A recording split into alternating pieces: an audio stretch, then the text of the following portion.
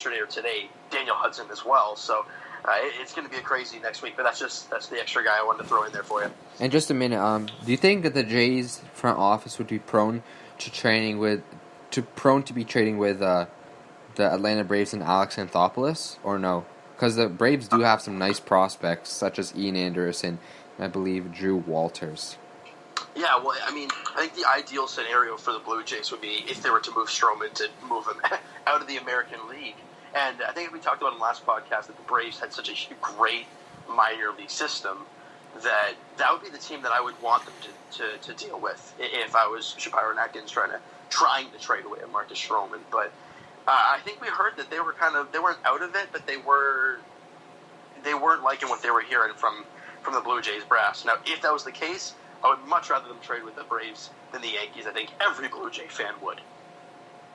I think at the end of the day, you just got to go for the package that suits you the best. At the end, you can't be worried about the other teams. And I get that the Yankees, they're in your division, and you don't want to strengthen a division rival. But at the end of the day, if they have the best overall package, I think you got to do what's best for you. Because if you don't trade Stroman to the Yankees, you trade into a National League team for a lesser return. At the end of the day, the Yankees will still be a powerhouse team while you're struggling to put together a product on the field. So I think it should be able to have an influence. I think the Jays should go to the Yankees and say, hey, listen, you're in our division, so we're going to be expecting a higher return from you because we don't want to be seeing this guy for the next 1, 2, 3, 4 years after this. So I think the Jays can use that as leverage, but at the end of the day, make the best trade. And what's good is that the Blue Jays haven't been opposed to trading with the Yankees. We saw it with the J-Hab trade last year.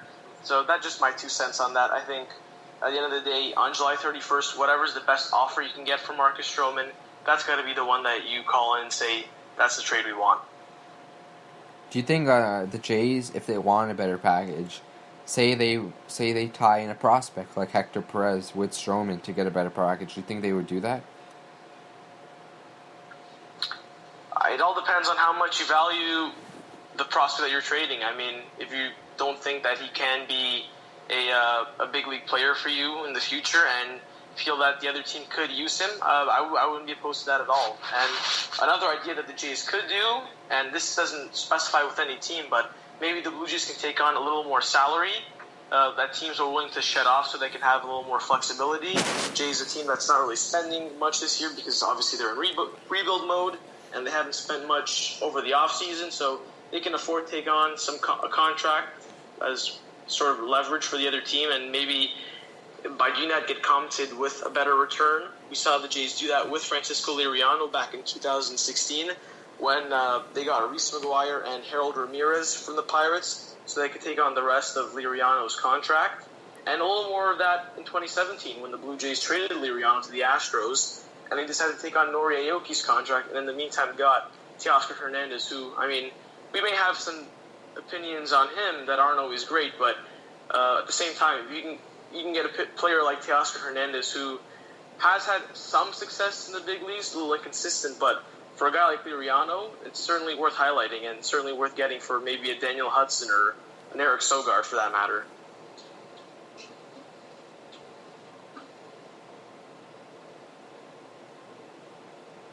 Anything else? Are you good to move on? I was talking. I think we can go on that.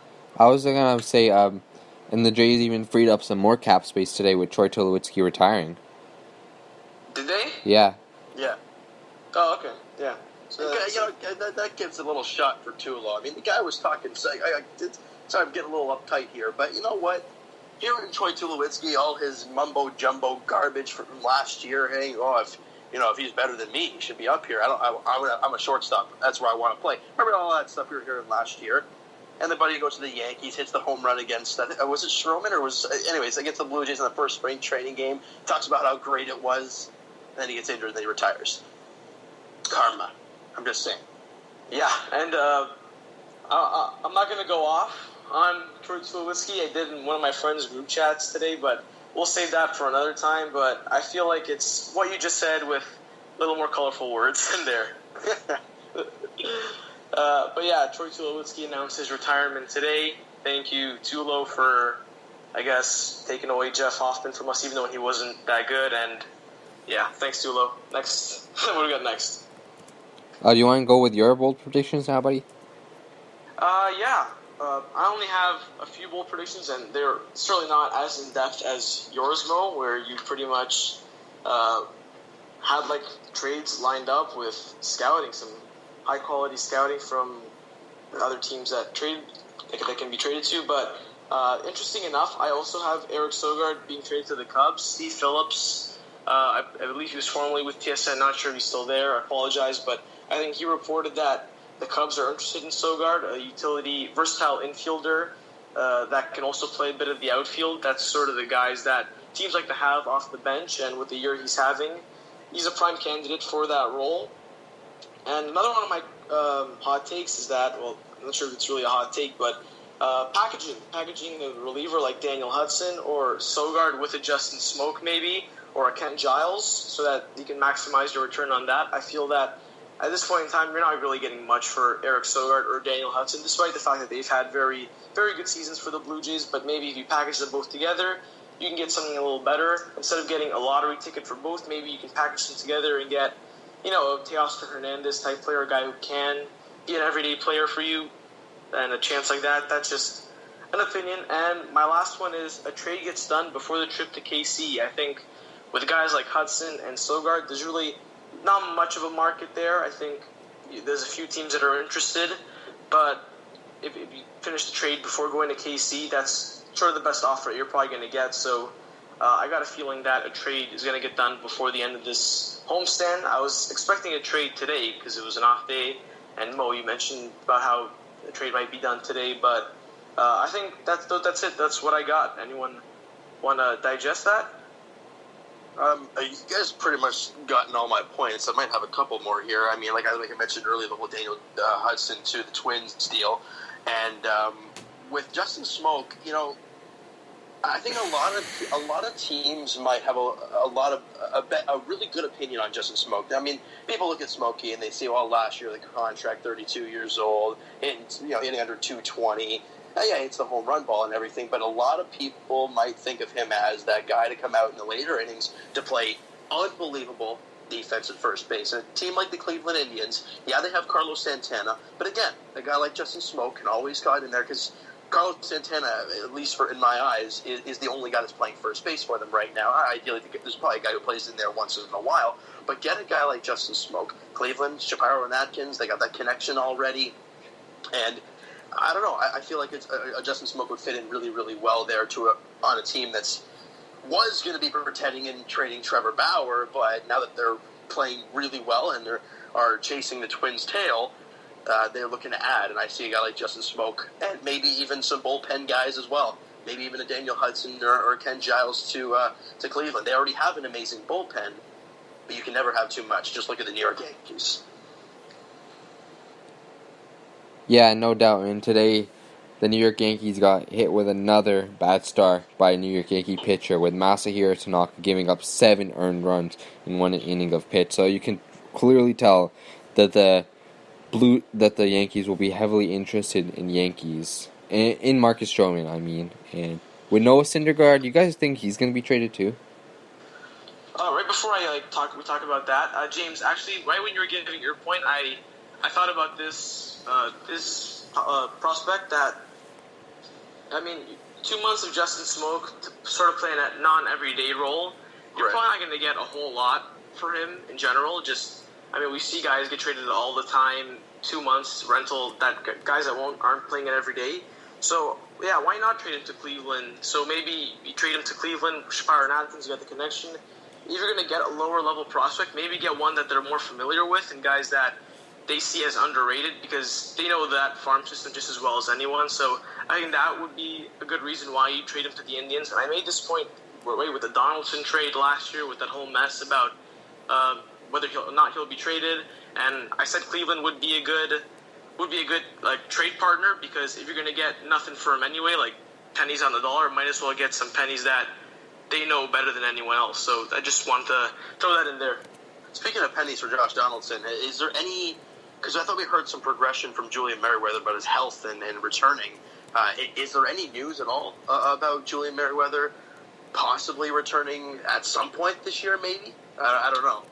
Yeah, there was Not that I know of. there was Like, actually yeah, you had. there was actually like an injury report. I believe Arden Zwilling of Sportsnet, he posted an injury report. I can just read it out right now. It says, after experiencing fatigue as he built up innings in rehab games, he was backed off of pitching for a scheduled recovery period. He is currently in Florida and will be reevaluated to return to throwing at the end of this week. So probably not. I'm assuming for the end of the season. I can't see him making it up here, but again, another arm for the depth charts, I guess. But like you said, you got really nothing for him, but a guy that they could know, and that's another reason why I brought the whole Justin Smoke in there, because they probably wouldn't get a lot back, but if it's a familiar name that they know, hey, you never know. Did Mark Shapiro draft Clint Frazier? Oh, goodness. Because he was drafted 23rd. Pretty sure he did. Yeah. He was with Cleveland for a while. I mean, I would assume so, because the Actions, they've been around there for so long. So yeah, just knowing that from Moneyball, Mark Shapiro's been with the Indians for a while. Yeah, from 2013, he got drafted 5th overall, so yeah, Mark Shapiro was there.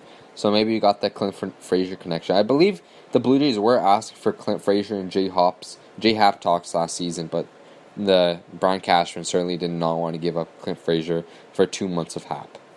So that could also help as well, because, I mean, if Mark Shapiro drafted Clint Frazier with the 5th overall pick, I mean, that must mean that he definitely thought really highly of him. And, Clint Frazier, getting Clint Frazier back from Marcus Stroman and others, I mean, that's what I want. Like, I don't know why, but Clint Frazier's a guy I've always really liked, and if the Jays can somehow get him by next week, I welcome it. Couldn't agree more. Somo, you mentioned Will Syndergaard get traded. Let's hear your thoughts about it before I sort of go into it. I didn't really research this topic a lot, but we'll do some quick scanning before I give an insightful answer. I feel like he will get traded, just because I feel like the Mets are just so dysfunctional as a franchise and just as an organization. But Noah Syndergaard is not having a great year, but I feel like it's a good time to trade him because the demand for starting pitchers is so high, with Mike Minor possibly not being traded, Madison Bumgarner not possibly being traded, Trevor Bauer possibly not being traded. So in a starting pitching market where it's not very strong, I feel like he will be traded. That's just my thoughts. Do you know when he's a free agent, by any chance? Not off the top of my head, but I can certainly go into this. I mean, if Syndergaard is traded, I'd expect him to have like the highest return. He's still in arbitration through 2021. Yeah, so a couple more years. Yeah, I definitely do that. Like I give up quite a bit for Syndergaard. He's not having a great year, but we know the ace stuff is there. As Blue Jays fans, we know it firsthand. We can't stop hearing about it on Twitter and anywhere else. But I mean, if he's on the market, I think that's got to be the number one priority. And that's unfortunate if he is, because if he's not, then Stroman could take on that role. I mentioned this before the podcast. Who else on the market right now is a lot better than Marcus Stroman? Matt Boyd has sort of fallen off a bit. Madison Bumgarner might not get traded. Mike Minor might not get traded. I think Stroman might legitimately be the best guy available if Syndergaard isn't on the market.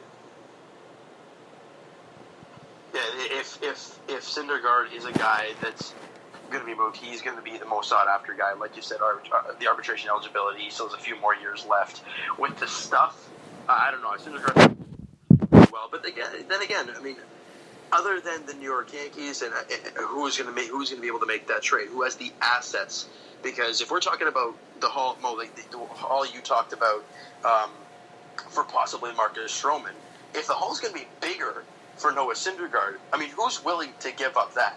I don't know. That's just where I'm in. But maybe the New York Yankees. I don't know. They're in on usually maybe everybody. Minnesota.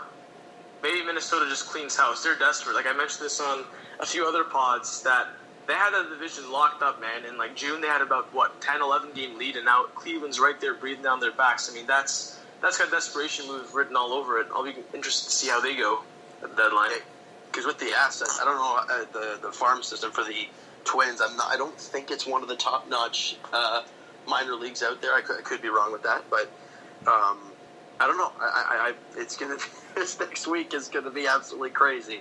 But I just can't wait to see where the balls fall for more or less for the Blue Jays. It all depends on if